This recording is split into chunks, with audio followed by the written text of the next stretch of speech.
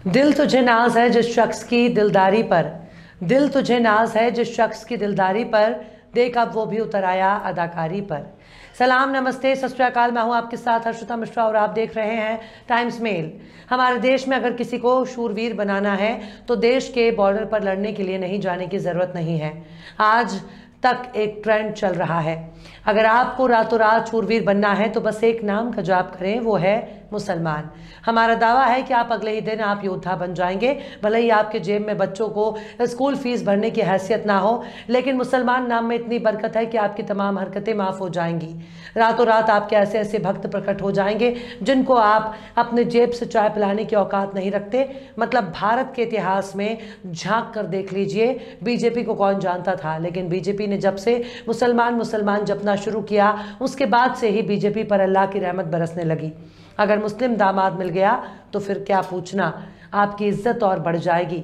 मध्य प्रदेश में इन दिनों एक शख्स कई दिनों से मुसलमान मुसलमान का जाप लगा रहे हैं। वो दिन रात मुसलमानों को याद कर रहे हैं। एक साहब मुसलमानों से इतना प्यार करते हैं कि बात बात में आहत हो जाते हैं, पर अब वो नेता बन चुके हैं। वहीं दूसरी तरफ मध्य प्रदेश में एक साहब हैं जो इन दिनों शूरवीर और योद्धा बनने की रेस में कूद पड़े हैं।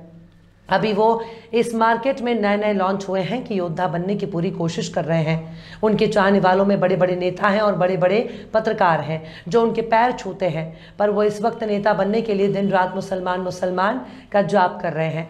रोजगार चलाने के लिए वो प्रवचन भी करते हैं और पंडिताई भी करते हैं, पर पार्ट टाइम वो नेता बनने की प्रैक्टिस कर रहे हैं। इनके सबके इतर उनकी अपनी एक अलग ही पर्सनालिटी है। बागेश्वर धाम में चमत्कार दिखाने वाले पंडित धीरेन्द्र शास्त्री क्या गजब के कपड़े पहनते हैं, क्या गजब का बोलते हैं, क्या गजब के मटकते हैं, और जब मटक मटक कर बात करते हैं तो उनके हाव भाव बिल्कुल ही बदल जाते हैं। तब समझ में नहीं आता कि पंडित धीरेन्द्र शास्त्री को पुरुषों की कौन सी कैटेगरी में शामिल किया जाए, क्योंकि उनके मटक मटक कर बात करने के अंदाज से कुछ और ही इशारा मिलता है। लेकिन धीरेन्द्र शास्त्री अब पंडिताई के अलावा नेता बनने की राह पर निकल पड़े हैं। इसके लिए वो सुबह शाम मुसलमान मुसलमान का जाप कर रहे हैं। वो भारत वो हिंदू राष्ट्र बनाने की कसम खा रहे हैं। वो हिंदुओं को एकजुट करने का प्रयास कर रहे हैं। पर बाबा जी को शायद याद नहीं है कि उन्होंने खुद ही बताया था उनकी बहन की शादी में किसी ने मदद नहीं की, तब उनके मुसलमान दोस्त ने उनकी मदद की थी। यहाँ तो बात भारत को हिंदू राष्ट्र बनाने की हो रही है। दरअसल पंडित धीरेन्द्र शास्त्री के हालिया बयान पर अगर गौर किया जाए तो उनके बयान धार्मिक कम सियासी ज्यादा नजर आ रहे हैं। शायद उनको मध्य प्रदेश में बड़े मंत्री पद की लालसा हो रही है, या फिर 2024 में संभावनाएं तलाश रहे हैं। मुसलमान नाम की बरकत में धीरेन्द्र शास्त्री अच्छी तरह से वाकिफ हैं, इसलिए उनको पूरी उम्मीद है कि मुसलमान मुसलमान का जाप करने से उनको सत्ता के गलियारे में जगह मिल जाएगी।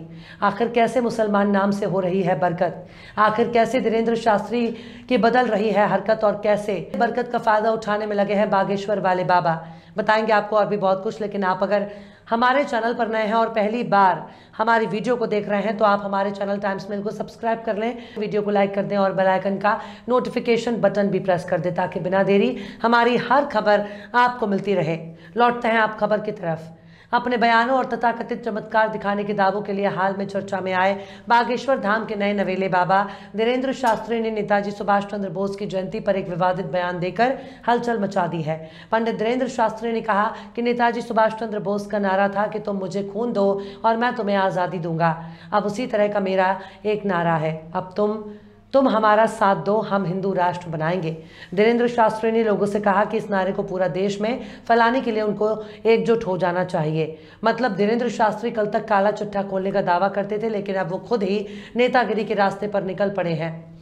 बाबा धीरेन्द्र शास्त्री ने आगे कहा कि केवल बागेश्वर धाम पर ये आरोप नहीं लगाए गए हैं, ये एक तरह से पूरे हिंदू धर्म पर उंगली उठाने का मामला है। इसलिए भारत देश के लोगों को घरों से बाहर निकलकर इसका जवाब देना होगा। अगर इसके बाद भी जो लोग आगे नहीं आएंगे उनको बुज़दिल माना जाएगा। मतलब धीरेन्द्र शास्त्री चाहते क्या हैं, किस तरह के जवाब की उम्मीद कर रहे हैं। धीरेन्द्र शास्त्री पहले ही नागपुर से भागकर अपनी इज्जत मिट्टी में मिला चुके हैं। उन्हें नागपुर के श्याम मानव की चुनौती इतनी चुभ रही है, इस मामले को हिंदू धर्म और सनातन पर हमला करार दे रहे हैं। बेचारे पंडित धीरेन्द्र शास्त्री अब लोगों को भड़का रहे हैं। वो लोगों को पता नहीं किस तरह का जवाब देने के लिए भड़का रहे हैं। खुद तो नागपुर से दुम दबाकर फरार हो गए, अब दूसरों को बुज़दिल बता रहे हैं। धीरेन्द्र शास्त्री ने सभी लोगों से इस नारे को मोबाइल के जरिए पूरे देश में भेजने की अपील की है। धीरेन्द्र शास्त्री ने कहा कि इस देश में कोई ऐसा महापुरुष नहीं हुआ जिस पर कोई आरोप नहीं लगाया गया। चाहे मीरा हो, रैदास, कबीर या तुलसीदास हो, सभी को कसौटी पर खरा उतरना पड़ा। बाबा धीरेन्द्र शास्त्री ने कहा कि लोग मुझसे पूछते थे कि बाबा तुम क्या चमत्कार करते हो। ऐसे सभी लोगों को मैं इस व्यासपीठ से कहना चाहता हूं कि सबसे बड़ा चमत्कार तो यही हो गया कि पूरे देश का हिंदू आज एक हो गया। धीरेन्द्र शास्त्री ने कहा कि अगर किसी को दूसरा चमत्कार देखना हो तो बागेश्वर धाम सरकार के दरबार में आ जाना।